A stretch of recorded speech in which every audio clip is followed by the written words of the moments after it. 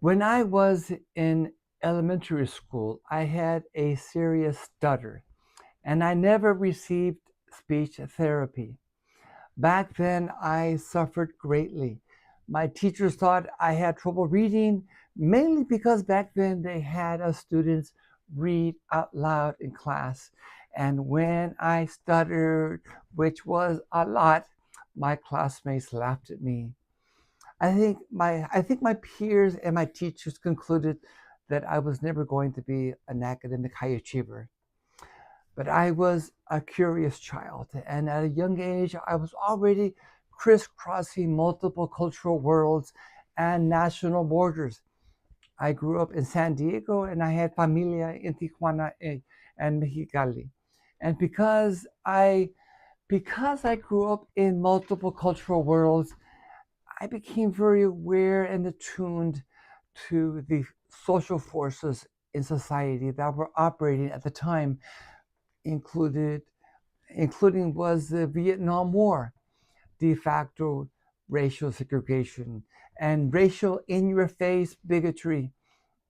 Indeed, I was light growing up in a world with too much hate and darkness. I was indeed light, but my inner critic had been fed the equivalent of amphetamine. I still thought something was wrong with me. I was conflicted about my academic abilities and talent all the way through high school. Did I have any academic talent? I borrowed books at the public library. I read a lot. I passed my algebra classes. I did okay in chemistry class. And yet, my high school counselor did not encourage me to prepare for admission to a university. But people came into my life, and the love I had given to others came back at me. The support I needed to forge ahead came. Weird opportunities appeared that altered my life chances.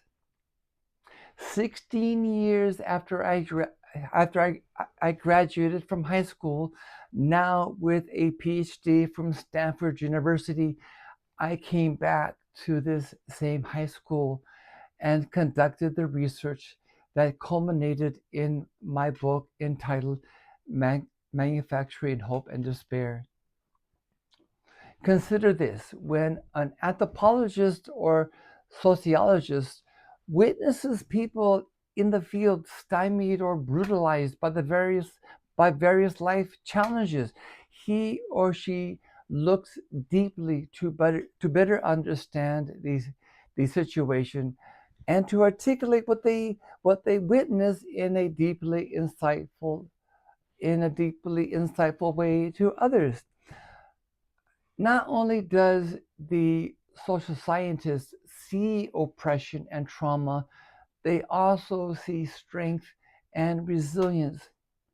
When it's your own life, it's not the social scientist who is looking deeply, it's your inner sage. It sees strength and resilience, it sees your light. Another personal story: during my doctoral studies at Stanford, I was on a research project with a faculty member esteemed by many students. She wanted me to use her data set for my dissertation, but I had aspirations for a different kind of research. The pressure she put on me became unbearable, and I disengaged from campus, not knowing where I'd land and almost in despair. However, friends on campus intervened, a door opened, and out came a new advisor and a new research project perfectly suited to my intellectual ambitions. If anything saved me, it was that I was receptive.